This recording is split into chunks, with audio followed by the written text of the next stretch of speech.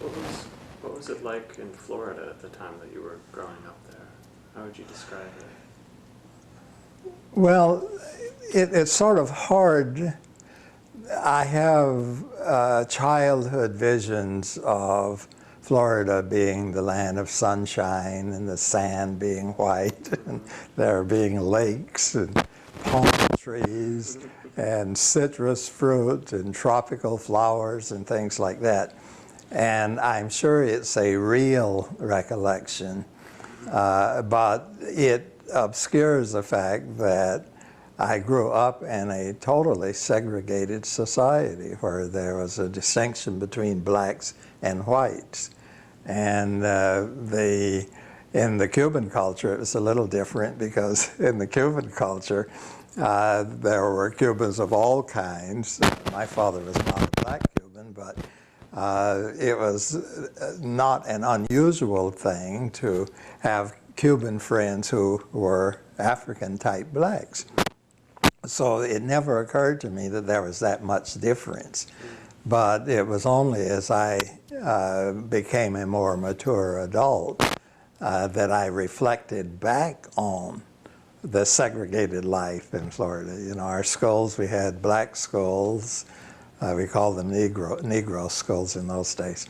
We had black schools and white schools. Everything was black and white. And you had black neighborhoods and you had white neighborhoods. You had black churches and white churches. And that was a way of life. And it was not, to me, at the time I was growing up, a matter of any great consequence. And it was only, again, as one became more mature and more adult and society began to change, that you came to realize what a terrible way of life this was for any nation. And it is quite similar. That life was, and still is to some extent, quite similar to apartheid in South Africa. And as I would read the news accounts of apartheid in South Africa, it didn't shock me at all, because that was the way it was in the United States then, and to some extent still is. And even in the wonderful, great Northwest state of Washington, there's still vestiges of apartheid in our culture. And so life goes on, cultures evolve, and nations evolve, and at some point or the other, you take stock of where you are and you look back and see where you came from. And when you put it all together, there's not anything new in the world.